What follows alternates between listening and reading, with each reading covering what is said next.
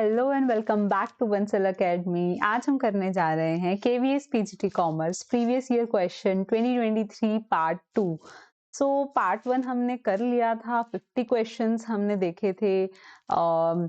Also हमने उनकी detail में भी चीज़ें कवर अप करी थी कि दूसरे ऑप्शंस को हम साथ में कवर करते चले थे जो रॉन्ग आंसर्स थे, ताकि आपको पता रहे कि कोई आंसर रॉन्ग भी होता है तो उसके ऑप्शन की एक्सप्लेनेशन आपको पता होनी चाहिए कि वो रॉन्ग है तो क्यों है, राइट। तो आज के सेशन भी हमारा कुछ ऐसा ही रहने वाला है। आज भी हम बाकी के 50 क्वेश्चंस को कवर करेंगे एंड 2023 कॉमर्स का आपका कंसेप्ट जो है प्रीवियस ईयर वाला यहाँ से क्लियर हो जाएगा। ठीक है, तो चलिए स्टार्ट करेंगे हम 51th क्वेश्चन से and this is your first question for today. So, the oldest stock exchange in Asia is it Beijing Stock Exchange, Shanghai Stock Exchange, Bombay Stock Exchange and Tokyo Stock Exchange। तो आपको बताना है कि इनमें से Asia का सबसे पुराना स्टॉक एक्सचेंज कौन सा है।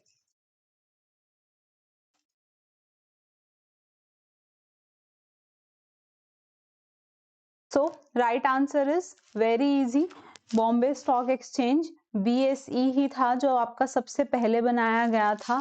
उसके बाद जो है ये सबसे पुराना है हमारा। और अगर क्वेश्चन आए आपसे पूछा जाए कि हमारा जो ऑनलाइन हमने स्टॉक एक्सचेंज जो सबसे जिसने पहला कौन सा था जिसने ऑनलाइन चीजें स्टार्ट करी थी, तो वो आपका कौन से वाला है?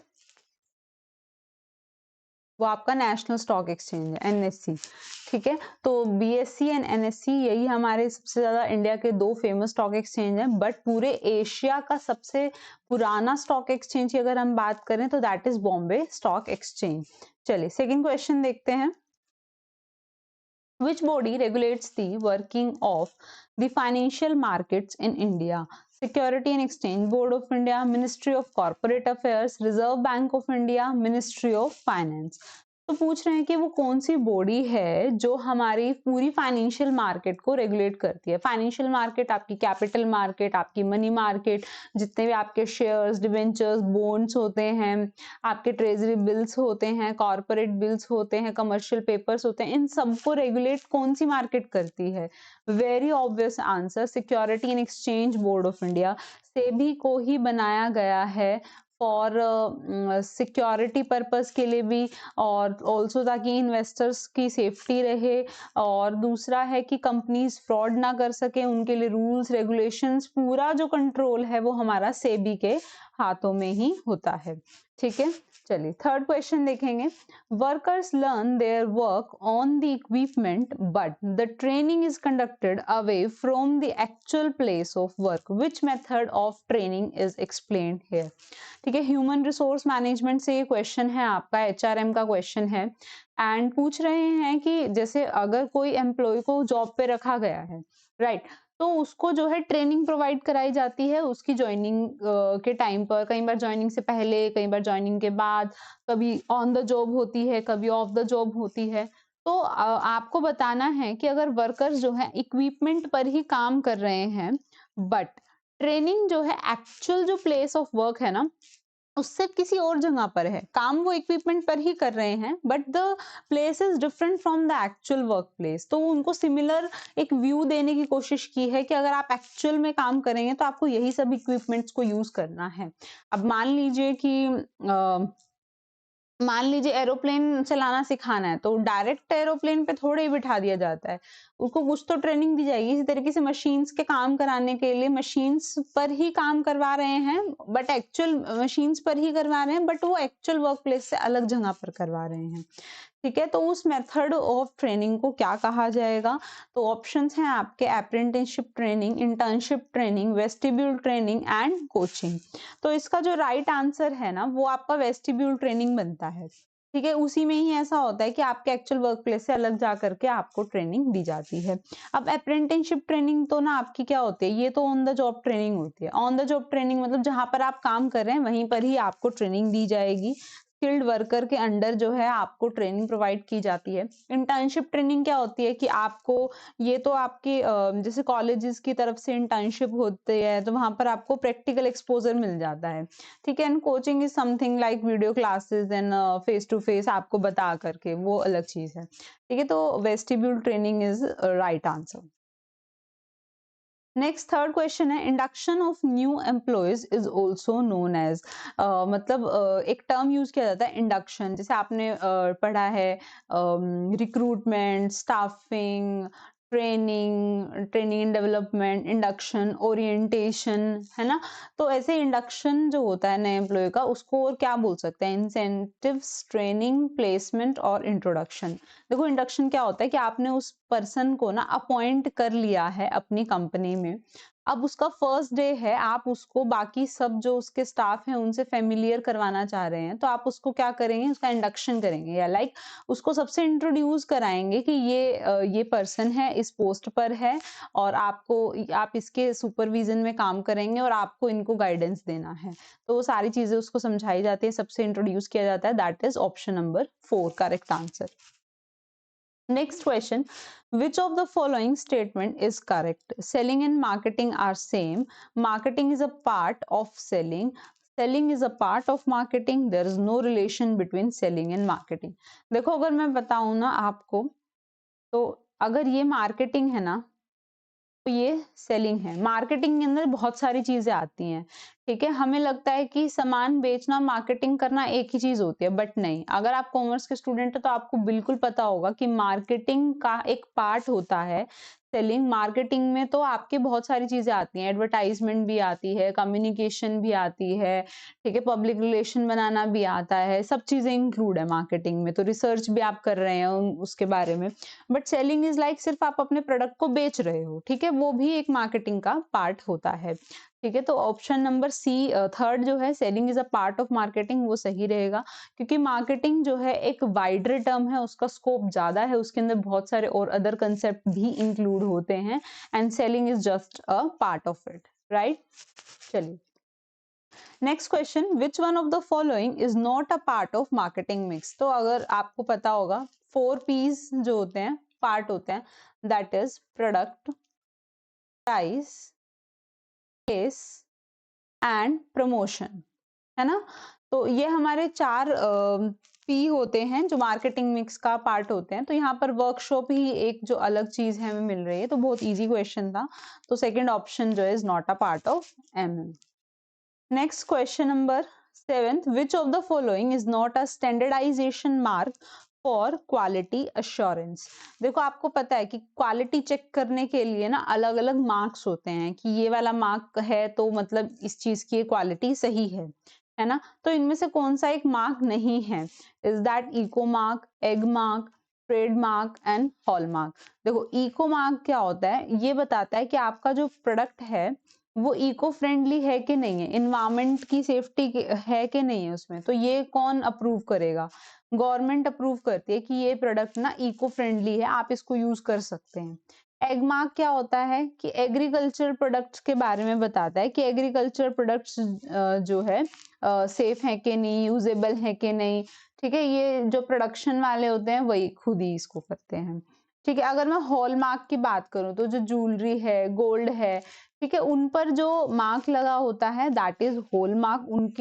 उनकी प्योरिटी को, उनकी प्योरिटी टेस्ट के लिए ये हॉलमार्क जो है यूज किया जाता है। इसको कौन इशू करता है, अप्रूव करता है? BIS करता है।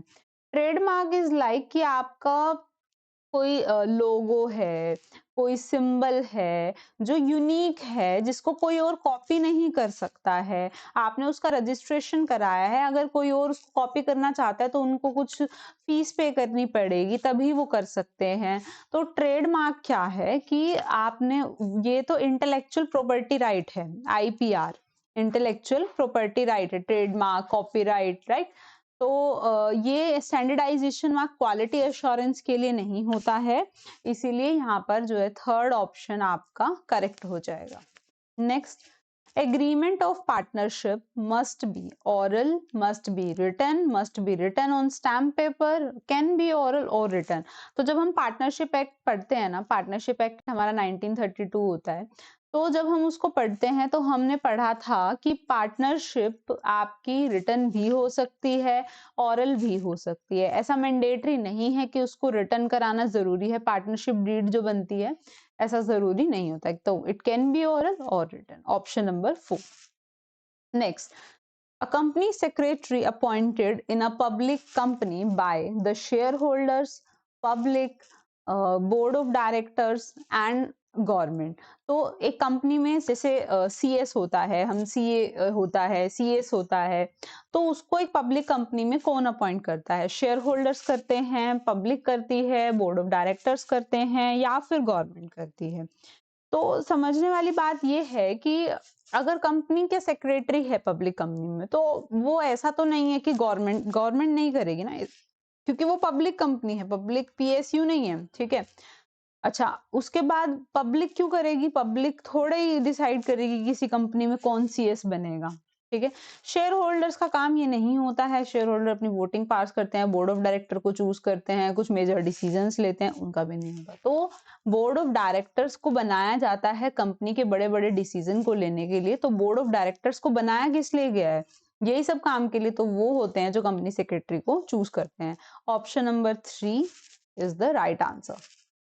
Next, statutory meeting must be conducted by the। statutory meeting conduct होनी चाहिए, must कब, कौन करेगा? By the partnership firm, private companies, public companies, statutory companies। तो किनके लिए statutory meeting करना mandatory होता है? But आपको सबसे पहले ये समझना होगा कि स्टेट्यूटरी मीटिंग होता क्या है। It is the first meeting of share holders, ठीक है।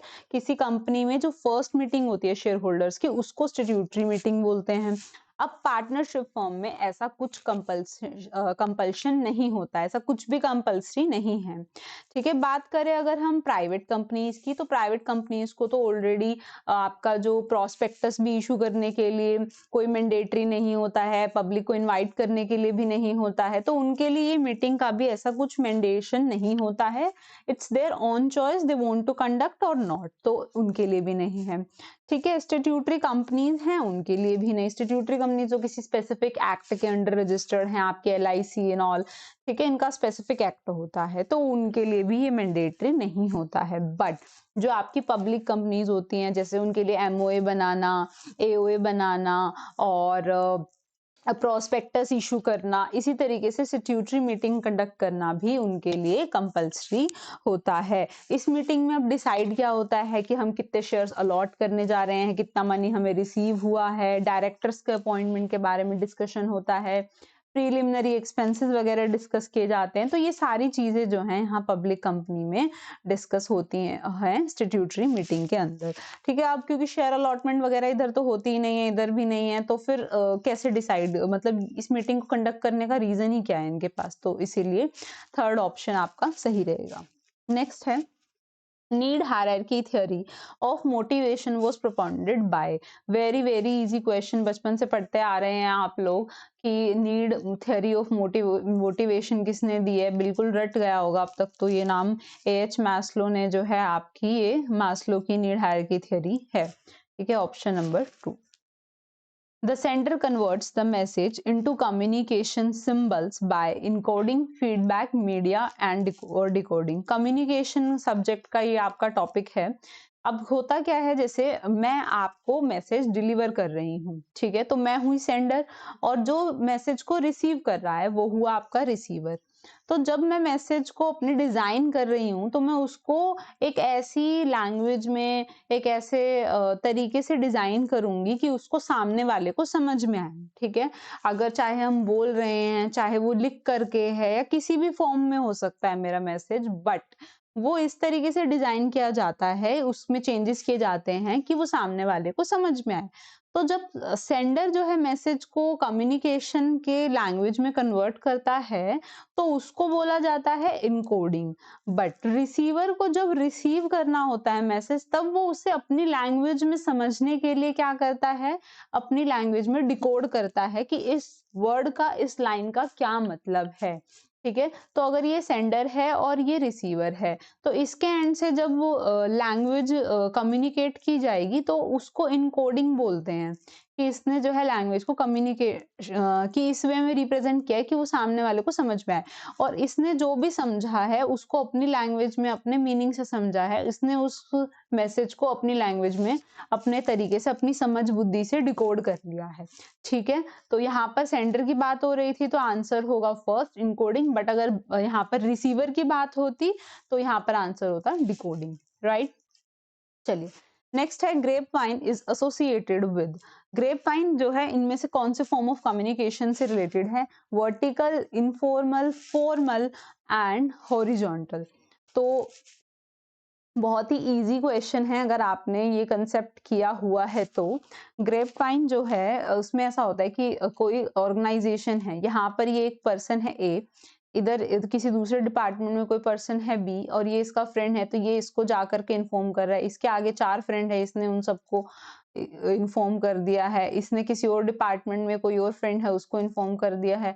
तो इस तरीके से क्या है, ग्रेप वाइन का पूरा नेटवर्क है कि सब कोई किसी से भी कुछ भी बात कर रहा है, ऐसा कोई बैरियर नहीं है कि आपको जो है ऐसे सीक्वेंस में ही बात करना है, ये इससे बात करेगा ये इससे बात कर सकता है, नहीं। तो इस तरीके की कम्युनिकेशन को जो है इनफॉर्मल कम्युनिकेशन बोला जाता है। अगर आपको एक सिस्टमैटिक वे में बात करना है तो फिर वो एक फॉर्मल कम्युनिकेशन होता है, बट अगर ग्रेप वाइन की हम बात करें तो आप जो है कैसे भी कर सकते हैं, that is informal communication. Option number 2 is the right answer. Next, moving to the next question, status comes under which of the following type of barriers of communication? Is it personal barrier, organizational barrier, semantic barrier, psychological barrier? तो status की अगर हम बात करें तो पूछा है कि अगर आप एक स्टेटस को रिप्रेजेंट कर रहे हैं तो वो आपकी कम्युनिकेशन में बैरियर लेकर के आ सकता है, कैसे? देखो, किसी भी ऑर्गेनाइजेशन में स्टेटस का क्या मतलब है? स्टेटस का मतलब है कि आपकी क्या पोजीशन है किसी ऑर्गेनाइजेशन में, आप एक हायर पोजीशन पर हैं, आप एक लोअर पोजीशन पर हैं। तो जो पोजीशन है ना वो एक ऑर्गेनाइजेशन का बैरियर है कि आपकी स्टेटस क्या है किसी ऑर्गेनाइजेशन में, कि आप हायर अथॉरिटी में हैं तो आप जो है बिल्कुल जो लोअर पोजीशन वाले हैं उनसे आप बात नहीं करते हैं, उनसे आप कम्युनिकेट नहीं करते हैं, आप सिर्फ अपने सबऑर्डिनेट से बात करते हैं, तो ये एक बैरियर क्रिएट कर सकता है। एंड ये ऑर्गेनाइजेशन लेवल पर हो सकता है कि अगर इस पर्सन को इससे बात नहीं करेगा क्योंकि इसका स्टेटस है, तो ये सिर्फ इससे बात करता है, आगे ये इस तक मैसेज को पहुंचा रहा है, तो ये बैरियर क्यों है? ठीक है, तो ये स्टेटस की वजह से है ये बैरियर, राइट। अब पर्सनल बैरियर क्यों नहीं हो सकता, सिमेंटिक एंड साइकोलॉजिकल बैरियर क्यों नहीं हो सकता? क्योंकि जो पर्सनल बैरियर है ना, देखो, जो पर्सनल बैरियर है वो आपका है कि आपकी पर्सनल गलती की वजह से, कि आपने ठीक से सुना नहीं, कोई आपकी पुअर लिसनिंग रही, आप किसी एटीट्यूड में हैं, आपके तरफ से सुनने पढ़ने में मिस्टेक हुई है, ठीक है, लैक ऑफ कॉन्फिडेंस था, पर्सनल लेवल पे जो गलती होती है। ठीक है, सिमेंटिक बैरियर जो होता है, लैंग्वेज से रिलेटेड बैरियर्स की हम बात करते हैं, वर्ड्स, सिंबल्स, लैंग्वेज आप नहीं समझते हैं तो उसमें प्रॉब्लम है, तो वहां से जो है ये वाला बैरियर अराइज होता है। साइकोलॉजिकल बैरियर जो होता है वो हमारा होता है हमारी साइकिक से, हमारे इमोशंस से, हमारे फीलिंग से, हमारी मेंटल स्टेट क्या है, हम कैसा सोचते हैं, चीजों को कैसा ग्रैब करते हैं, इट डिपेंड्स ऑन दैट। तो स्टेटस जो है सिर्फ ऑर्गेनाइजेशनल बैरियर से ही रिलेटेड है, बाकी इन तीनों से रिलेट नहीं करता है, इसलिए सेकंड जो है आपका करेक्ट आंसर होगा। चलिए नेक्स्ट क्वेश्चन देखेंगे। The interval between two annual general meetings of a company shall not exceed.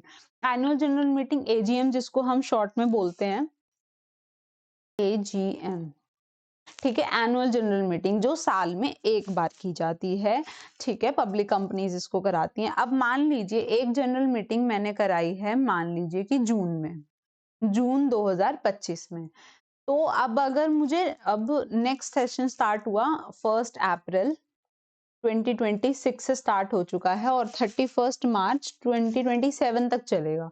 तो जो जून वाली मीटिंग के बाद जो मुझे नेक्स्ट सेशन की एनुअल जनरल मीटिंग करानी है वो मैं कितने टाइम, मतलब मैक्सिमम गैप में कितना ले सकती हूँ इसमें? अभी लग सकता है आपको कि अगर एनुअल जनरल मीटिंग है तो ये जून में हुई है तो इस बार भी जून में ही होनी चाहिए, 1 साल का गैप होगा, बट नहीं, इसमें आप मैक्सिमम गैप ले सकते हैं एंड दैट इज 15 मंथ्स। कितना? It's 15 months.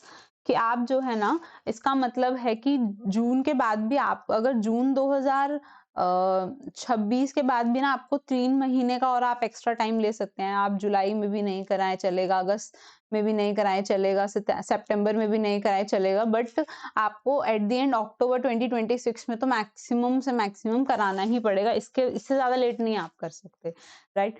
अब इसमें जो केवीएस के आंसर की है उसमें आपको सेकंड ऑप्शन दिया गया है, but correct answer is option number 1 because 18 months का नहीं होता है, वो 15 मंथ्स का होता है। ठीक है?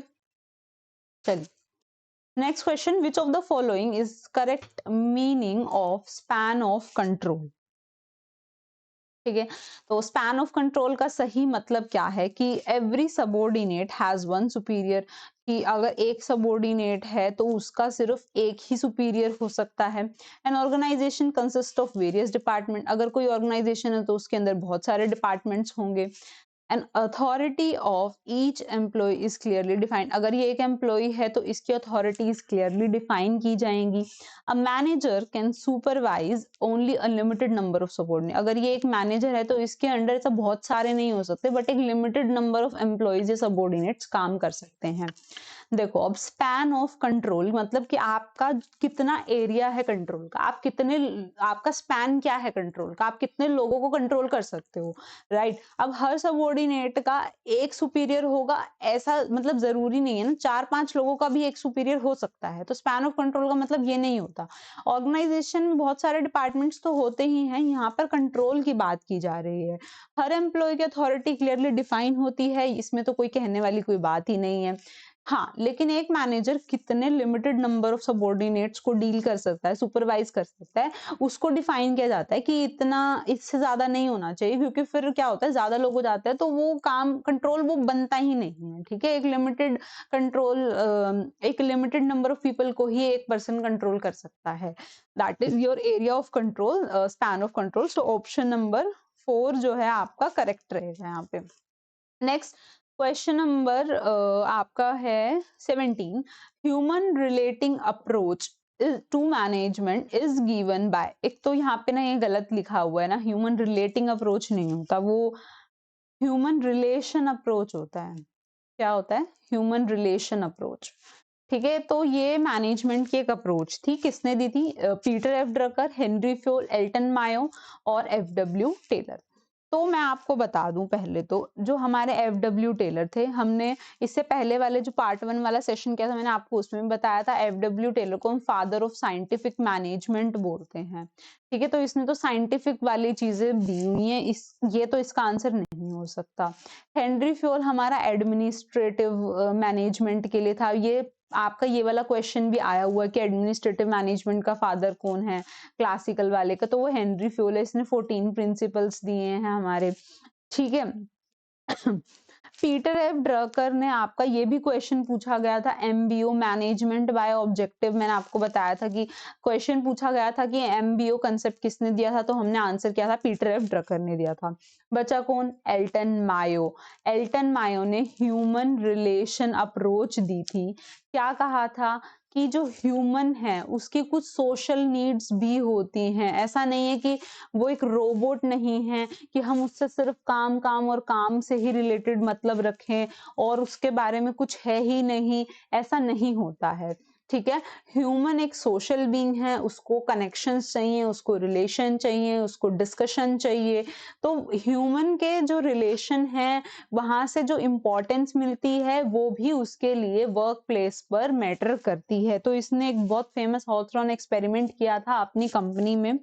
ठीक है, और वहां से इसको ये कंसेप्ट निकला था कि जिन लोगों को इंपॉर्टेंस फील होती है वो ज्यादा अच्छा काम करते हैं, जिनको नोटिस किया जाता है, तो ह्यूमन के जो रिलेशन है वो मैटर कर रहे हैं। ठीक है, that is human relation approach to management given by Elton mayo.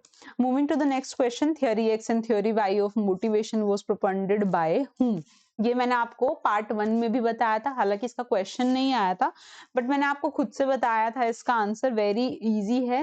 Douglas McGregor थे जिन्होंने आपकी theory X and theory Y दी थी। थियरी एक्स क्या कहती है कि आपके जो एम्प्लॉइज़ हैं वो काम करने के इच्छुक नहीं होते, उनको जो है खुद से मोटिवेशन नहीं होती है, उनको अलग-अलग तरीके से मोटिवेशन देना पड़ता है तब जा कर के वो काम करते हैं।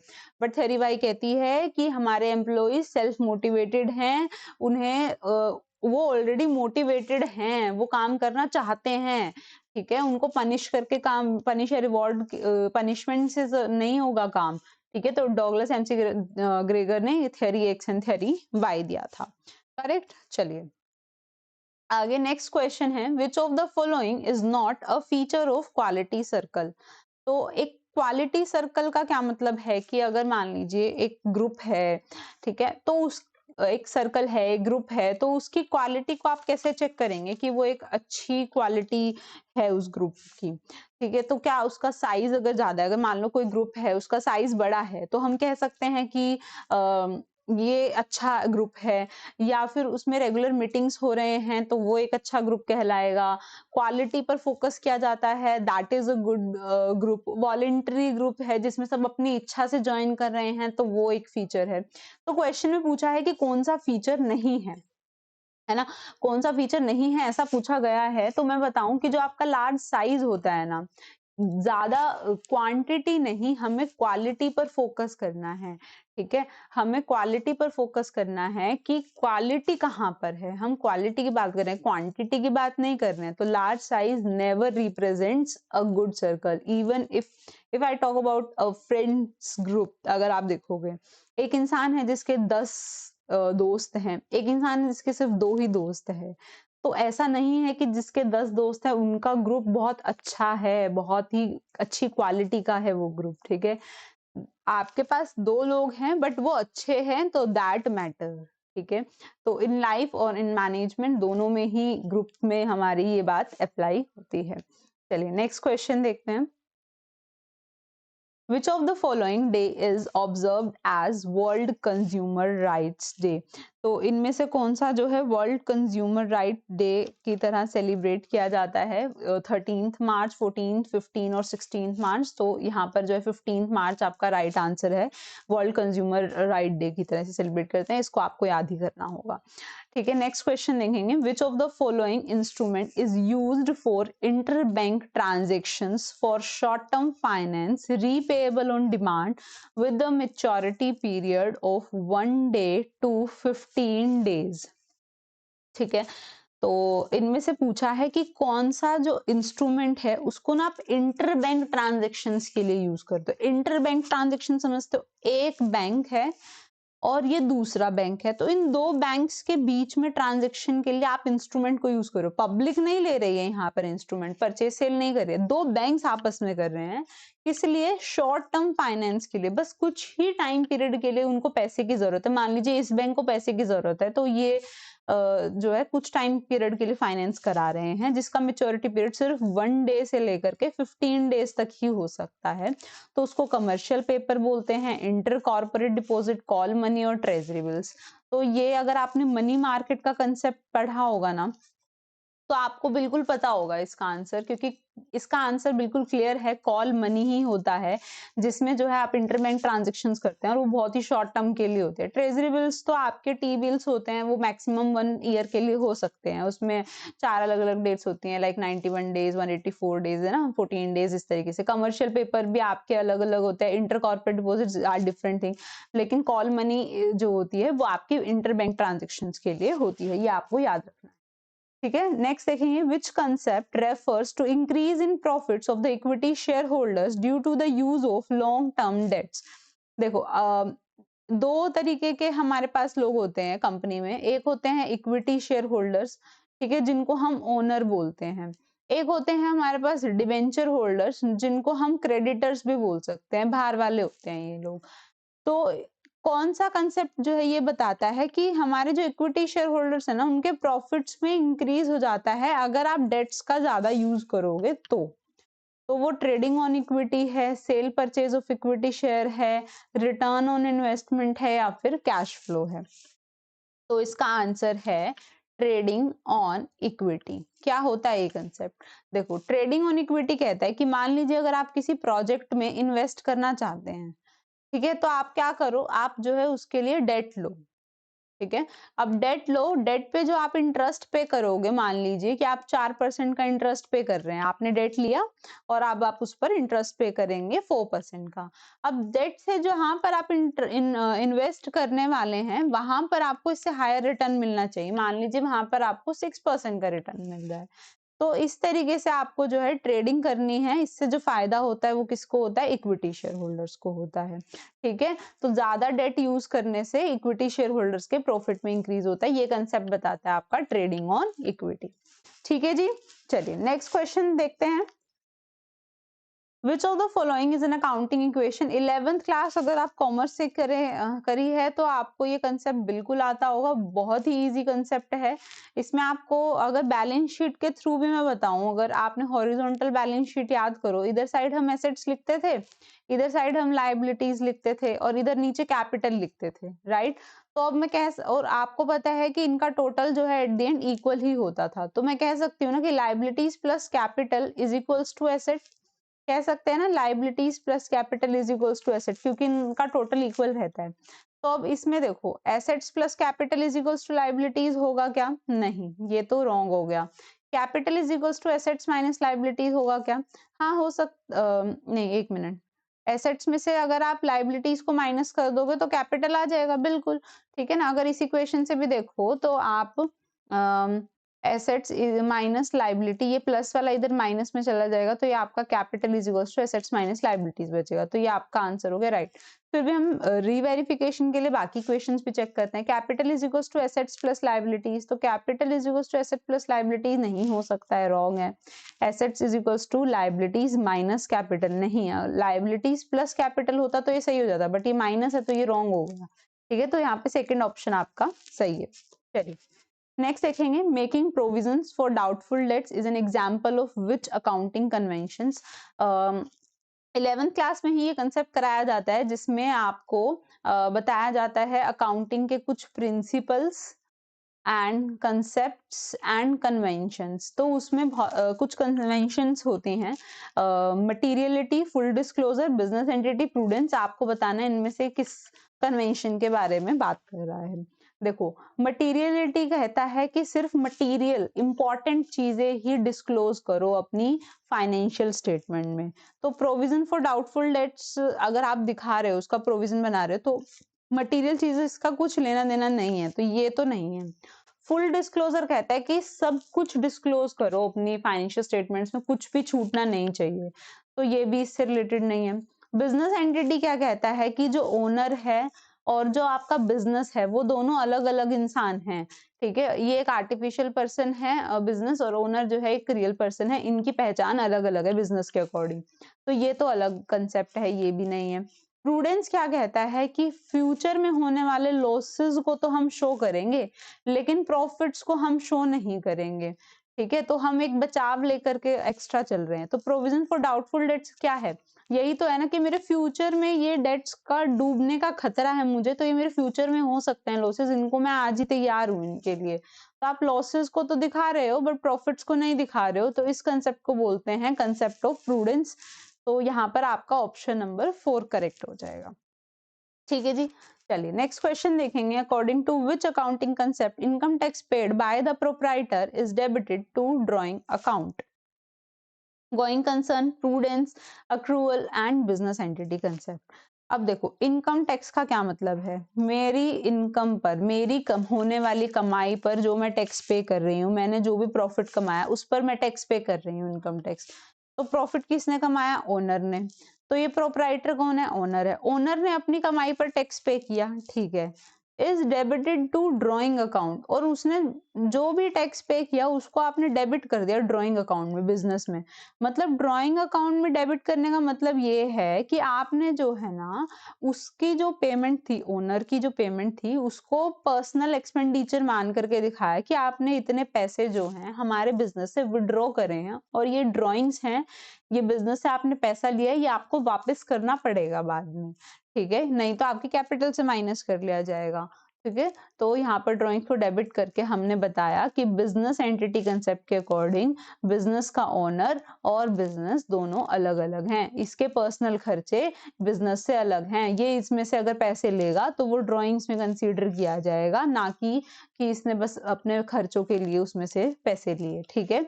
गोइंग कंसर्न तो हम ये मान के चलते हैं कि बिजनेस हमारा कंटिन्यू चलता रहेगा।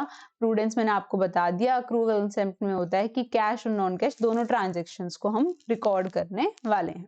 ठीक है जी। चलो नेक्स्ट क्वेश्चन देखेंगे। The head office of the institute of cost accounts of India is located at Chennai, Delhi, Mumbai और कोलकाता। अब प्रॉब्लम क्या है कि हम जो पेपर सॉल्व कर रहे हैं ना वो है 2023 का, एंड अभी वी आर लिविंग इन 2026। अब जिस टाइम पर ये क्वेश्चन आया था उस टाइम पर ये जो इसका ऑफिस था ना, हेड ऑफिस, वो कोलकाता में ही था, तो उसके अकॉर्डिंग फोर्थ आंसर आपका करेक्ट था यहाँ पे। ठीक है। बट अभी क्या हुआ है कि 2025 में ना ये जो ऑफिस है वो शिफ्ट हो चुका है न्यू दिल्ली में, राइट। तो ये कहाँ शिफ्ट हो गया है? न्यू दिल्ली में। तो अब के अकॉर्डिंग आपको पता होना चाहिए कि न्यू दिल्ली इसका राइट आंसर है।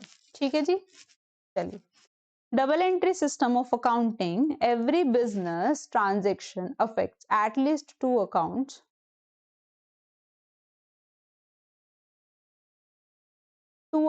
more than two accounts, two sides of the same account.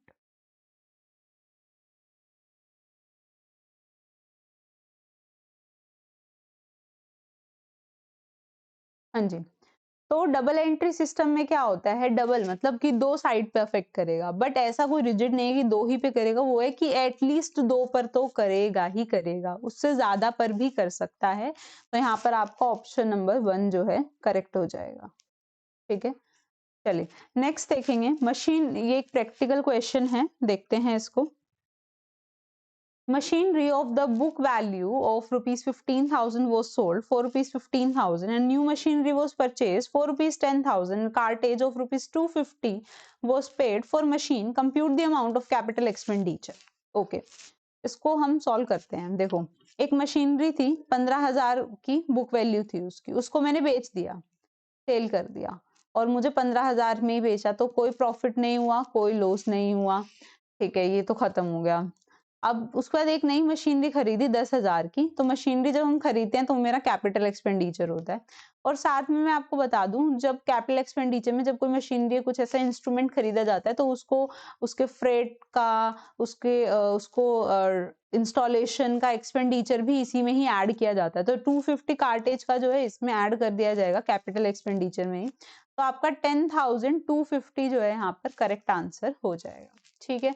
यहाँ पर कोई आपको कैपिटल एक्सपेंडिचर नहीं हुआ है। 15,000 की जो मशीनरी थी वो आपने सेल कर दी, उसमें कोई प्रॉफिट और कोई लॉस नहीं है। अगर प्रॉफिट लॉस होता भी, ठीक है, अगर प्रॉफिट होता तो वो आपकी कैपिटल इनकम हो जाती है ना, अगर लॉस होता तो वो आपका कैपिटल लॉस हो जाता। ठीक है, आप उसको कैपिटल रिजर्व से चार्ज कर लेते। चलिए नेक्स्ट क्वेश्चन देखेंगे। Which of the following is not a function of accounting. इसमें आपको ना कुछ फंक्शन दिए हैं अकाउंटिंग के, बताना है कि कौन सा मेन काम नहीं होता है अकाउंटिंग का। प्रॉफिट मैक्सिमाइजेशन होता है क्या? हाँ, हम चाहते हैं कि प्रॉफिट मैक्सिमाइज हो, हम इस तरीके से काउंटिंग करते हैं। कीपिंग सिस्टमैटिक रिकॉर्ड्स, बिल्कुल, हम अपने सारे डेटा का एक सिस्टमैटिक रिकॉर्ड रखते हैं। लीगल रिक्वायरमेंट्स को फुलफिल करते हुए हम अपने डेटा को रिकॉर्ड करते हैं। Protecting the assets of the business, ऐसा कुछ प्रोटेक्शन जैसा नहीं होता है कि हम अपने किसी एसेट को प्रोटेक्ट कर रहे होते हैं, ऐसा अकाउंटिंग का कोई फंक्शन नहीं होता है। सो यहाँ पर आपका ऑप्शन नंबर 4 हो जाएगा। नेक्स्ट क्वेश्चन देखेंगे। What is to be prepared after ledger posting. देखो सीक्वेंस क्या होता है, पहले जर्नल में रिकॉर्डिंग की जाती है, फिर क्या होता है, लेजर में पोस्टिंग की जाती है, एंड देन उसके बाद बनाया जाता है ट्रायल बैलेंस, एंड देन आपका trading account, then PNL account, then आपकी बैलेंस शीट। ये आपका पूरा सीक्वेंस रहता है। तो लेजर पोस्टिंग के बाद ना हम ट्रायल बैलेंस बनाते हैं। तो यहाँ पर आपका ऑप्शन नंबर फर्स्ट जो है करेक्ट हो जाएगा। ठीक है। नेक्स्ट देखेंगे। The return of goods by a customer should be debited to which account? Sales account and customer account, return inward account, purchase return account. तो आपने कोई प्रोडक्ट सेल किया, ठीक है, मान लीजिए आपने कोई प्रोडक्ट सेल कर दिया था, तो आपने एंट्री कर दी होगी बैंक अकाउंट डेबिट, या मान लो जिसको भी किया कस्टमर को, अगर उधार पे किया है तो फिर उस कस्टमर का नाम आ जाएगा एक्स अकाउंट डेबिट, कुछ भी। टू में आपने सेल्स किया होगा, है ना, टू सेल्स अकाउंट की सेल हो गया। बट अब उस कस्टमर ने आपका प्रोडक्ट रिटर्न कर दिया, तो जब रिटर्न होता है तो क्रेडिट वाली एंट्री क्या हो जाती है, डेबिट। बट डेबिट में सेल्स नहीं आएगा, क्या आएगा, रिटर्न। रिटर्न हुआ है ना, तो रिटर्न इनवर्ड अकाउंट। तो सेल्स रिटर्न होती है तो रिटर्न इनवर्ड अकाउंट क्या होता है, डेबिट होता है। लेकिन अगर परचेज रिटर्न होती है तो रिटर्न आउटवर्ड अकाउंट क्या होता है, क्रेडिट होता है। तो ये दोनों आपको पता होने चाहिए। ऑप्शन नंबर 3 यहाँ पर करेक्ट हो जाएगा। Next, the process of transfer the entries from subsidiary books to ledger is known as balancing, journalizing, posting and transferring. ये हमने just अभी अभी करा कि अगर आप अपने जर्नल एंट्रीज को सब्सिडरी बुक से लेजर में पोस्ट कर रहे हो तो उसको क्या बोलते हैं, अभी मैंने खुद भी बोल दिया, लेजर में पोस्ट कर रहे हो तो उसको पोस्टिंग बोलते हैं। देखो, जब जर्नल में हम करते हैं ना तो उसको रिकॉर्डिंग बोला जाता है। यहाँ पे क्वेश्चन चेंज होकर के भी आ सकता है ना। जर्नल में अगर हुआ तो रिकॉर्डिंग बोलेंगे, लेजर में अगर बोलते हैं तो फिर पोस्टिंग बोला जाता है। तो ये दोनों टर्म्स आपको क्लियर होने चाहिए कि लेजर में किया तो उसको हम पोस्टिंग बोलेंगे। Option number 3। Next question practical question है, न्यू प्रॉफिट शेयरिंग रेशो का क्वेश्चन है। एबीसी जो है आपके पार्टनर हैं, 4:3 रेशो है। एक सी पार्टनर को उन्होंने एडमिट किया फॉर 1/8 शेयर। आपको न्यू प्रॉफिट शेयरिंग रेशो निकालना है एबीसी का। चलो निकालते हैं। तो तरीका क्या है, अगर सी एक नया पार्टनर आया है 1/8 शेयर के लिए, तो रिमेनिंग शेयर कितना होगा, रिमेनिंग शेयर कितना है, अगर टोटल शेयर ये एक पिज्जा है, ये पूरा 1 है, तो अगर इसमें से 1/8 हिस्सा सी ने ले लिया है तो ये बाकी का हिस्सा कैसे निकालेंगे, 1 में से 1/8 को माइनस कर देंगे। तो रिमेनिंग पार्टनर्स के लिए 7/8 का हिस्सा बचा। रिमेनिंग पार्टनर कौन है, ए एंड बी। तो ए को कितना हिस्सा मिलेगा उस 7/8 में से। ए और बी का जो ओल्ड रेशो था वो देखते हैं, वो था 4:3। ए और बी का पहले हिस्सा 4:3 था, तो अब ये जो बचा हुआ हिस्सा है वो ए और बी कैसे बांटेंगे, इस 7/8 को बांटेंगे किस रेशो में, 4:3 में। तो इसको हमने कर दिया, ए ने कहा कि मैं 7/8 का 4/7 पोर्शन लूंगा, तो बी ने कहा ठीक है मैं 7/8 का 3/7 पोर्शन लूंगा। तो ये 7 से 7 कट, 7 से 7 cut, 4/8 new profit sharing ratio A का, इसका आया 3/8 और सी का आया हमारा 1/8। तो 4:3:1 is new profit sharing ratio of A, B and C. Option number यहाँ पर फर्स्ट इज करेक्ट। चलिए नेक्स्ट क्वेश्चन देखेंगे। The financial position of a trading business is ascertained by preparing. तो जो फाइनेंशियल पोजीशन होती है किसी भी ट्रेडिंग बिजनेस की, वो आपको किस अकाउंट से पता चलती है, ट्रायल बैलेंस से, trading account, balance sheet, trading and profit and loss account. तो मैं आपको बता दूं, आपको बिल्कुल पता होना चाहिए कि trading and profit and loss account से तो आपको नेट प्रॉफिट पता चलता है। फाइनेंशियल पोजीशन किसी भी बिजनेस की जो पता चलती है वो हमें बैलेंस शीट से पता चलती है। तो इसमें तो कुछ है ही नहीं याद करने जैसा, बहुत ही इजी क्वेश्चन था। ठीक है, नेक्स्ट है हमारा, goods withdrawn by the proprietor from business for his or her personal use will be created to drawing account, purchases account, sales account और proprietors account। क्वेश्चन में हमसे पूछा जा रहा है कि अगर एक प्रोप्राइटर ने अपने ही बिजनेस से गुड्स विड्रॉ कर लिए अपने पर्सनल यूज के लिए, तो वो किस अकाउंट में क्रेडिट होंगे। एक रूल आपको मैंने पेड क्लासेस में कराया हुआ है, हमेशा याद रखना है। अगर आपके एसेट्स डिक्रीज हो रहे हैं तो उसको करना है क्रेडिट। अगर आपकी लायबिलिटीज डिक्रीज हो रही हैं तो उसको करना है डेबिट। एसेट्स के लिए रूल है DC, लायबिलिटीज के लिए रूल है DD। एसेट्स के लिए DC, लायबिलिटीज के लिए DD। ये रूल याद करोगे तो इन वाले क्वेश्चंस में कभी गलती नहीं होगी।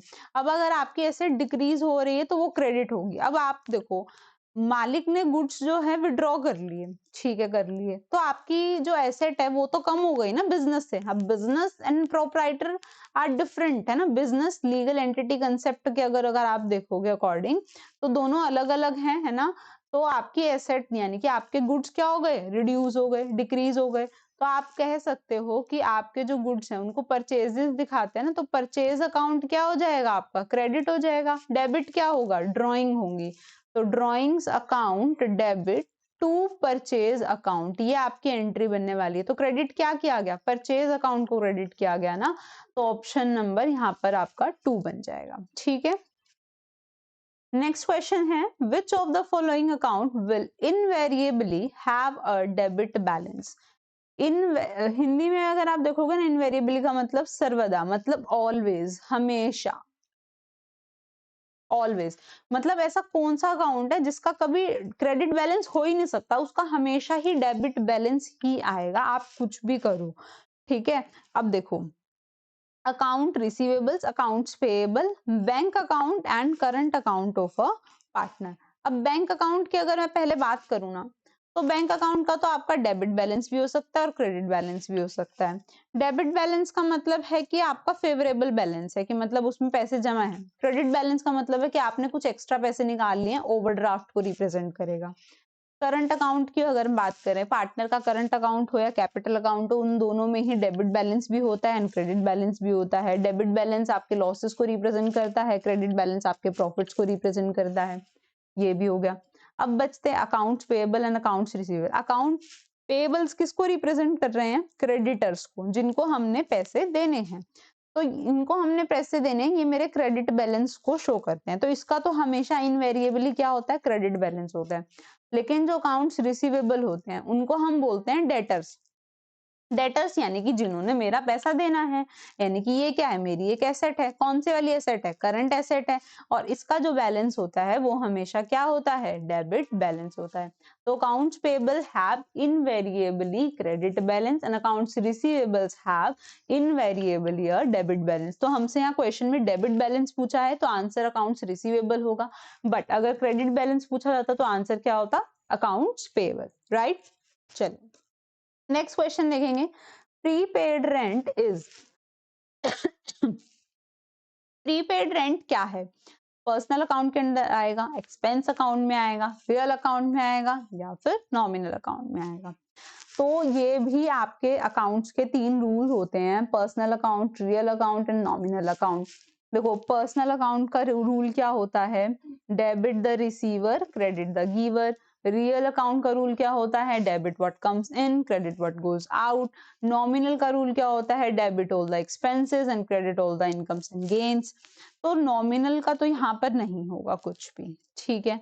एक्सपेंस अकाउंट भी ये नहीं होता है। प्रीपेड रेंट यानी कि आपने एडवांस में रेंट पे कर दिया। Debit what comes in, credit what goes out, तो आपको लगेगा रेंट गया तो रियल अकाउंट का है ये। और रियल अकाउंट में ना आपके एसेट्स के रिगार्डिंग ही होते हैं सारे ना, एसेट्स जो होते हैं वो सारे रियल अकाउंट में शो होते हैं। और प्रीपेड रेंट क्या है, आपका एक एसेट ही होता है। हालांकि प्रीपेड रेंट आपका एक एसेट है क्योंकि वो आपने एडवांस में पे कर दिया, बट अभी तक आपने उसकी सर्विस रिसीव नहीं करी है, तो वो एसेट है, बट वो रियल अकाउंट के अंडर नहीं आता है। ये जो आपका प्रीपेड रेंट होता है ये एक पर्सनल अकाउंट के अंडर कंसीडर किया जाता है। इसमें रूल होता है कि प्रीपेड है, आउटस्टैंडिंग है, अक्रूड है। तो इन ये सब जो एडवांस वाले जो होते हैं आपके, ये किसके अंदर आते हैं, पर्सनल अकाउंट के अंदर, रूल के अंडर आते हैं। ठीक है, तो इसका आंसर होगा आपका option number 1। Moving to the next question, a public company can charge interest on calls in arrear at the rate not exceeding. देखो कई बार क्या होता है, जो आपके इन्वेस्टर्स होते हैं या जो शेयर होल्डर्स होते हैं वो अरियर कर देते हैं, मतलब वो कॉल्स नहीं पे करते टाइम पर। अब कॉल्स नहीं पे करेंगे टाइम पर तो उन पर क्या चार्ज किया जाता है, इंटरेस्ट चार्ज किया जाता है। उसे हम बोलते हैं interest on calls in arrear.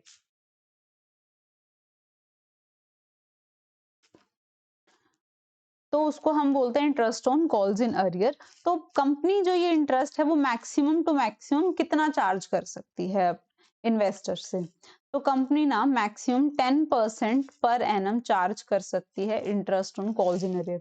Now you have a homework, आपको बताना है कमेंट में, आपको कमेंट में बताना है कि इंटरेस्ट ऑन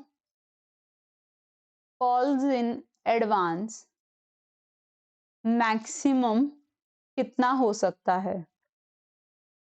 मतलब कि अगर मैंने एज एन इन्वेस्टर एडवांस में कॉल दे दिया है, ठीक है, एडवांस पेमेंट कर दिया है, फर्स्ट कॉल का पेमेंट मैंने अलॉटमेंट पे ही कर दिया है फॉर एग्जांपल, तो कंपनी मुझे मैक्सिमम टू मैक्सिमम कितना इंटरेस्ट पे कर सकती है, ठीक है। तो ये आपका होमवर्क है, आपको इसका आंसर कमेंट सेक्शन में बताना है कि कितना जो है मैक्सिमम इंटरेस्ट एक कंपनी पे करेगी ऑन कॉल्स इन एडवांस, ठीक है। चलिए नेक्स्ट क्वेश्चन देखेंगे। Income and expenditure account is prepared by not for profit organisation, जिसे हम एनपीओ बोलते हैं ना, NPO non for profit organisation. तो इनकम एंड एक्सपेंडिचर अकाउंट बनाया जाता है, प्रॉफिट एंड लॉस तो नहीं बनता है।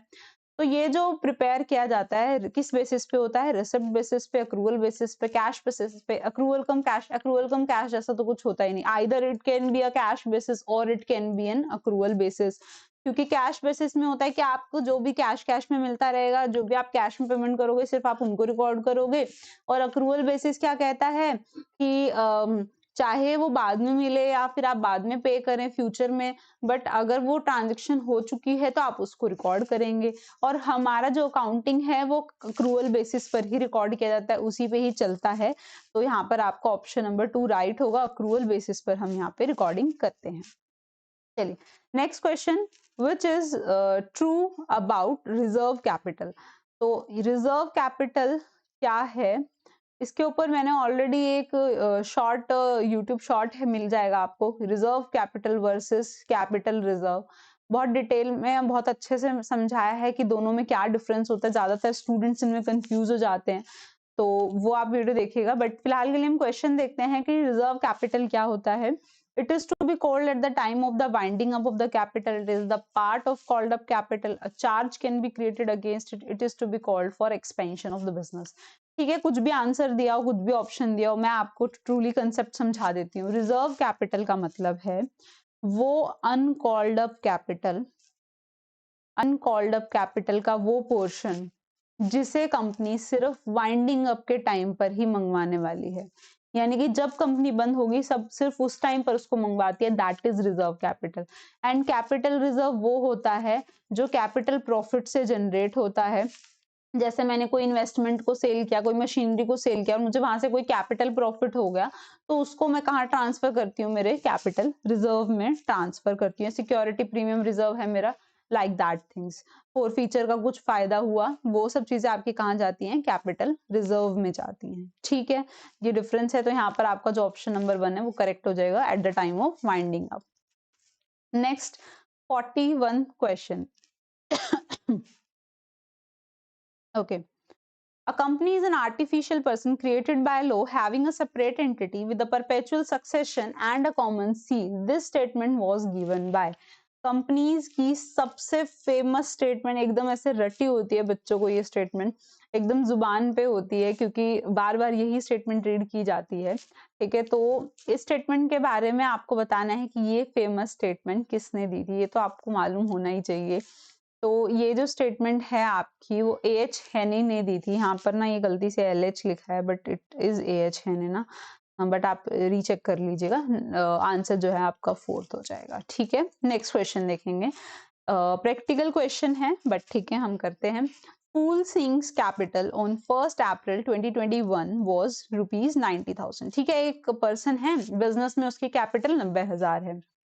अब उसने कुछ ट्रांजेक्शन्स करी, इंटरेस्ट ऑन ड्राइंग लगा, इंटरेस्ट ऑन कैपिटल लगा, ड्राइंग्स भी करी एंड प्रॉफिट भी उसको मिला। अब देखो 90,000 अगर उसकी कैपिटल थी तो उसको जो भी प्रॉफिट हुआ वो उसकी कैपिटल में ऐड हो गया होगा, ठीक है जी, ऐड हो गया। और जो भी उसकी कैपिटल पे उसको इंटरेस्ट मिला वो भी उसके लिए इनकम ही है, तो वो भी उसकी ऐड हो जाएगी जी, ऐड हो जाएगी। अब उसने कुछ पैसे विड्रॉ करे हैं, ड्राइंग्स कर लिए हैं, तो वो उसकी कैपिटल में से माइनस कर दिए जाएंगे, ड्राइंग्स हो गई। उन पर उस पर उन ड्राइंग्स पर उस पर इंटरेस्ट भी चार्ज किया गया है, तो वो भी किस में से माइनस होगा? उसी की कैपिटल में से माइनस होगा, वो भी हम माइनस कर देंगे। तो अब इसको सॉल्व कर लीजिए। तो इसको सॉल्व करने के बाद आपका आंसर जो है वो बनने वाला है 86,000, ठीक है। तो कहने का मतलब है कि उसकी कैपिटल जो है बिगिनिंग में 90 थी, बट एट द एंड जो है उसकी कैपिटल 86,000 रह गई है, एंड ऑप्शन नंबर 3 जो है करेक्ट आंसर हो जाएगा। चलिए नेक्स्ट क्वेश्चन देखेंगे। इंटरेस्ट कवरेज रेशो के ऊपर क्वेश्चन पूछा गया है।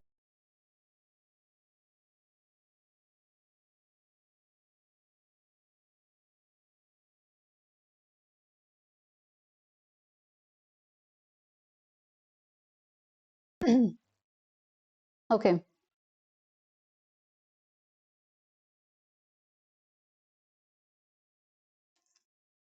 सो क्वेश्चन है कि इंटरेस्ट कवरेज रेशो का फॉर्मूला क्या है, आपसे पूछा गया है। ठीक है, प्रॉफिट बिफोर टैक्स बाय में interest on debt, net profit है, प्रॉफिट बिफोर इंटरेस्ट इंडेक्स है, ठीक है, कुछ भी दिया हो, बट इसको मैं आपको एक इजी तरीके से बता देती हूँ। देखो, इंटरेस्ट कवरेज रेशो, कवरेज मतलब कि आप जो है कितना इंटरेस्ट कवर कर पा रहे हो। तो आपका जो भी डेट होगा, ठीक है, जो भी आपका आपको चुकाना है, उस पर जो इंटरेस्ट है, ठीक है, तो मान लीजिए कि वो 1 लाख है, ठीक है, और कवरेज मतलब कि कहना चाह रहे हैं कि आपके पास जितना भी प्रॉफिट है ना बिजनेस में, आप उससे कितने बार अपने इंटरेस्ट को कवर कर सकते हो, how many times you can cover your interest on debt from your profit. मान लीजिए कि मेरा प्रॉफिट 6 लाख है और मेरा जो इंटरेस्ट ऑन डेट है वो 1 लाख है, तो मैं कह सकती हूँ कि 6 टाइम्स है मेरा इंटरेस्ट कवरेज रेशो, कि मैं जो है अपने डेट पे इंटरेस्ट 6 बार पे कर सकती हूँ, इतना प्रॉफिट है मेरे पास। तो जो मेरा प्रॉफिट है before interest and taxes divided bye, मान लो वो प्रॉफिट जो है 6 लाख है और मेरे डेट पर इंटरेस्ट मान लीजिए 1 लाख है, तो आंसर क्या आएगा इंटरेस्ट कवरेज रेशियो का? 6 टाइम्स। ठीक है, तो profit before interest and taxes divided by interest on debt जो है इसका आंसर होगा option number 3। Next question is stock turnover ratio is come under which category. तो 4 मेन कैटेगरी होती है, लिक्विडिटी और सोलवेंसी तो आपकी कि आपके पास कितना कैश है, आप पेमेंट करने के लिए कैपेबल हैं भी कि नहीं, उसको रिप्रेजेंट करता है, तो ये तो बिल्कुल भी नहीं हो सकते। ठीक है, प्रॉफिटेबिलिटी रेशो मेजर करती है कि आपके पास कितने प्रॉफिट्स हैं, ठीक है, कितने टाइम्स जो है आपके ये जो कवरेज वाले हो गए ये वाले इसके अंदर आते हैं। अब जितने भी टर्नओवर वाले हैं ना, जितने भी टर्नओवर, स्टॉक टर्नओवर ना, ये वाले जो रेशोज होते हैं ये सारे आपके एक्टिविटी के अंदर आते हैं। ये जो टर्नओवर वाले रेशोज होते हैं बताते हैं कि आपका स्टॉक जो है कितना जल्दी जो है आउट हो जाएगा, कितना जल्दी जो है उसको आप सेल कर पाएंगे। That is your activity ratio and it represent stock turnover ratio जो है आपका एक्टिविटी रेशो का पार्ट है। ऑप्शन नंबर 2 करेक्ट हो जाएगा। नेक्स्ट क्वेश्चन 45 आपका क्वेश्चन पर आप पहुंच गए हैं, सिर्फ 6 मोर क्वेश्चन ना। चलिए देखते हैं। The maximum number of members in a private company can be. इससे पहले वाला जो हमने पार्ट 1 किया था उसमें पब्लिक कंपनी के मिनिमम नंबर ऑफ मेंबर्स पूछे थे और मैंने आपको होमवर्क दिया था कि आपको बताने कि प्राइवेट कंपनी में, आई थिंक प्राइवेट का ही वो क्वेश्चन था कि उसमें मिनिमम कितने मेंबर्स होते हैं, तो 2 होते हैं, तो मैक्सिमम भी पूछा गया है, तो मैक्सिमम भी मैंने आपको बता दिया था कि प्राइवेट में 2 से 200 होते हैं, आपको बताना है पब्लिक में कितने होते हैं। ठीक है, और कोऑपरेटिव सोसाइटी का भी क्वेश्चन आया था कि उसमें कितने होते हैं मिनिमम, ठीक है, वो भी आपको पता होना चाहिए। चलिए एक और प्रैक्टिकल क्वेश्चन आया है, देख लेते हैं। आपको सेल्स दिए हैं, रिटर्न इनवर्ड दिया है, ग्रोस प्रॉफिट दिया है, क्लोजिंग स्टॉक दिया है, excess of closing stock over opening stock, stock turnover ratio का ही जो है क्वेश्चन है। देखो, पहले ना कुछ भी करने से पहले प्रैक्टिकल क्वेश्चन में इसमें आपको क्या करना है, आपको स्टॉक टर्नओवर रेशियो का फॉर्मूला पता होना चाहिए। स्टॉक टर्नओवर रेशियो फॉर्मूला क्या है? Cost of goods sold divided by average inventory. ये आपका स्टॉक टर्नओवर रेशियो का फॉर्मूला है कि आपके पास ऑन एन एवरेज इतनी इन्वेंट्री है और आपने उसमें से जो भी गुड्स को सोल्ड किया है, okay just give me a second.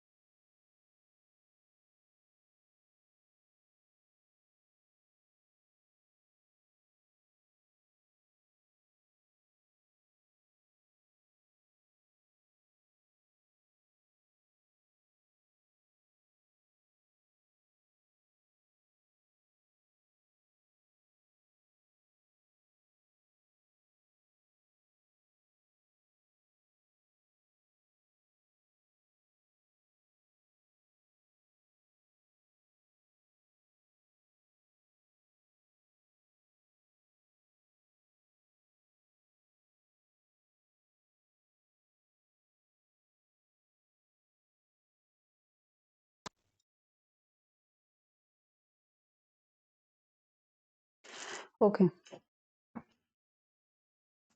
चलिए देखते हैं स्टॉक टर्नओवर रेशियो का हम कर रहे थे। देखो, तो ये आपका फॉर्मूला होता है स्टॉक टर्नओवर रेशियो का, cost of goods sold divided by average inventory. तो एवरेज इन्वेंट्री का फॉर्मूला क्या होता है? Opening stock plus closing stock divided by 2। Check कर लेते हैं।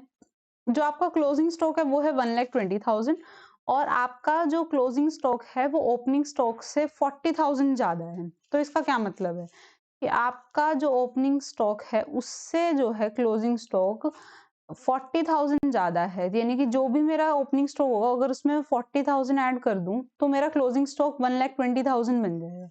यानी कि अगर मैं इसमें से 40,000 माइनस कर दूं तो मेरा ओपनिंग स्टॉक निकल जाएगा। यानी कि मैं कह सकती हूँ कि 80,000 मेरा क्या है? ओपनिंग स्टॉक है।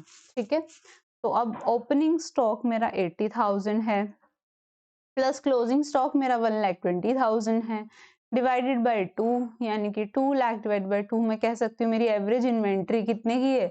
1 लाख रुपीस की है।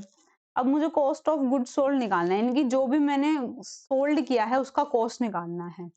तो उसका कॉस्ट ऑफ गुड्स सोल्ड कैसे निकाल सकती हूँ? जितना भी मैंने अगर सेल्स किया है उसमें से मैं प्रॉफिट माइनस कर दूं तो मेरा कॉस्ट निकल जाएगा ना? जी बिल्कुल निकल जाएगा, सेल्स में से बस प्रॉफिट माइनस करने हैं। ठीक है, तो अब सेल्स कितनी है देख लेते हैं। टोटल सेल्स हैं 4,40,000 की, लेकिन उसमें से जो है 40,000 का स्टॉक मेरे पास वापस आ गया। तो सेल्स बेसिकली सिर्फ ग्रोस सेल्स नहीं नेट सेल्स लेनी होती है, यानी कि 4,40,000 की सेल में से मेरा 40,000 का स्टॉक तो वापस ही आ गया। नेट सेल्स मेरी कितनी हुई? 4 लाख की हुई। माइनस कर देते हैं प्रॉफिट। अभी प्रॉफिट जो है यहाँ पर आपको दिया है 1 लाख रुपीस का, इसको भी हमें क्या कर देना है? माइनस कर देना होगा। तो मैं कह सकती हूँ 4 लाख माइनस 1 लाख, यानी कि मेरा कॉस्ट ऑफ गुड सोल्ड कितना है? 3 लाख। तो फॉर्मूला में वैल्यू पुट करती हूँ 3 लाख डिवाइड बाय 1 लाख, तो मैं कह सकती हूँ 3 टाइम्स कि मैंने जो है ना जो मेरा टर्नओवर है स्टॉक का वो कितना है? 3 टाइम्स है। तो यहाँ पर आंसर क्या होगा हमारा? 3 टाइम्स हो जाएगा।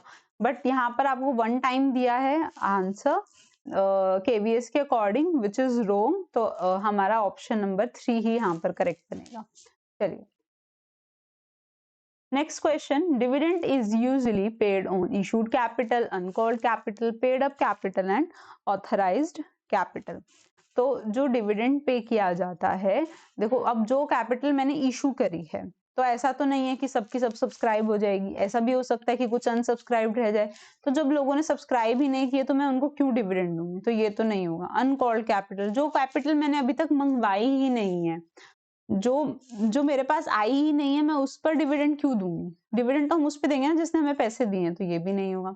ऑथराइज तो वो अपनी पूरी लाइफ टाइम में कितनी कैपिटल इशू कर सकती है उसके बारे में बात कर रहे हैं, इसके अंदर तो अनकॉल्ड अनसब्सक्राइब सब इंक्लूड होता है, तो ये भी नहीं होगा। पेड अप कैपिटल, जो एक्चुअली लोगों ने मुझे पेमेंट किया है, प्रीमियम्स जो कॉल्स हैं वो पे किए हैं, मैं उन्हीं पर ही डिविडेंड को पे करूंगी ना, तो आंसर नंबर 3 होगा। बहुत ही इजी बेसिक क्वेश्चन था ये आपका। नेक्स्ट क्वेश्चन देखेंगे, dividend paid by a finance company is categorised as investing activity, operating, financing and investing. इस क्वेश्चन में ज्यादातर बच्चों को ना गड़बड़ कर सकता है, बहुत चांसेस हैं कि गड़बड़ करेंगे। फाइनेंस कंपनी सुनकर कि फाइनेंस कंपनी है तो उसका तो वर्क है ये, तो ये ऑपरेटिंग कंपनी है डिविडेंड पे करना, बट नहीं। डिविडेंड पे करना किसी के लिए भी, either it is a finance company और it is a non finance company, याद रख लेना, स्टार मार्क कर लो कि फाइनेंस हो या नॉन फाइनेंस हो, डिविडेंड पेमेंट करना एक फाइनेंसिंग एक्टिविटी होता है, चाहे वो कोई भी कंपनी क्यों ना हो। देखो अगर इंटरेस्ट रिसीव करना होता या इंटरेस्ट पे करना होता या फिर डिविडेंड रिसीव करना होता तो ये फाइनेंसिंग कंपनी के लिए क्या हो जाती है? एक ऑपरेटिंग एक्टिविटी होती। लेकिन डिविडेंड का पेमेंट करना उसके लिए भी एक फाइनेंसिंग एक्टिविटी होती है, वो उसका एक्सपेंडिचर होता है, वो उसका डेली बेसिस का नहीं होता है, वर्किंग का। ठीक है, हाँ डिविडेंड रिसीव करना इन्वेस्टमेंट्स पे वो उसका काम है, वो उसका बिजनेस का है। ठीक है, हालांकि औरों में नॉन फाइनेंस में तो ये भी उनका ऑपरेटिंग का काम नहीं है। ठीक है, बट फाइनेंस कंपनी की अगर हम बात करें तो interest received paid, dividend received operating है, बट डिविडेंड पेड क्या है? जो है एक financing activity. Last second question, which of the following transaction will not result into flow of cash? इनमें से कौन सी ट्रांजेक्शन से जो है कैश का फ्लो नहीं होगा? रिडम्पशन करा है अगर डिबेंचर्स का, तो रिडम्पशन का मतलब है कि मैंने पैसे दे दिए वापस से, तो कैश का आउटफ्लो हो गया, तो यहाँ पर तो आउटफ्लो हुआ है। Issue of preference shares issue करे हैं तो मेरे पास इतने के कैश आ जाएगा, तो यहाँ पर इनफ्लो हुआ है। सेल ऑफ प्लांट क्या है 350 का, तो अगर मैंने प्लांट सेल करूंगी मैं तो मेरे पास कैश आएगा ना, तो मेरे पास ये भी क्या हुआ है, इनफ्लो हुआ है। Cash deposited in bank, cash था बैंक में चला गया, तो ऐसा तो नहीं है कुछ फ्लो तो हुआ ही नहीं है, तो यहाँ पर कोई फ्लो नहीं हुआ है, तो आंसर यहाँ पर फोर्थ हो जाएगा।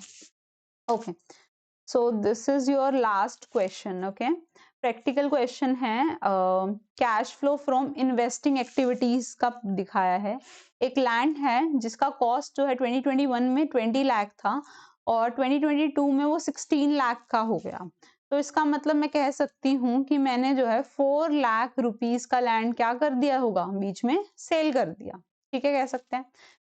और क्वेश्चन में बताया भी है कि आपने एक लैंड बेचा है, तो मतलब वो उसका कॉस्ट कितना है, उसका कॉस्ट 4 लाख है और उसको मैंने प्रॉफिट पर बेचा है। ठीक है जी, प्रॉफिट पर बेचा है। कितने प्रॉफिट पर बेचा है, 3,20,000 प्रॉफिट पर बेचा है। तो 4 लाख का वो लैंड था, उसको मैंने प्लस कर दो 3,20,000 प्रॉफिट पर बेचा है, तो मैंने उसको कितने में बेचा होगा, यानी कि मैंने उसको 7,20,000 में बेचा है। क्वेश्चन में पूछा है कि आपको बताना है कि कितना फ्लो हुआ है इन्वेस्टिंग एक्टिविटी से। मैंने उसको टोटल बेचा कितने में, उसको मैंने 7,20,000 में बेचा, जिसमें कॉस्ट 4 लाख है, 3,20,000 क्या है मेरा प्रॉफिट है। तो मैं कह सकती हूँ कि इनफ्लो ऑफ कैश कितना हुआ है इन्वेस्टिंग में, इनफ्लो ऑफ कैश हुआ है 7,20,000, ये वाला। तो ऑप्शन नंबर 1 क्या है यहाँ पर करेक्ट आंसर हो जाएगा। ठीक है, सो ये आपके 50 क्वेश्चंस थे। Thank you so much for watching this video and इस तरीके के आपके और भी सेशंस आने वाले हैं, आप उन सबको अटेंड कीजिए, लाइक फॉलो एंड अपने फ्रेंड्स के साथ शेयर कीजिए। मिलते हैं नेक्स्ट क्लास में अनदर प्रीवियस ईयर क्वेश्चंस के साथ। ठीक है, बाय बाय।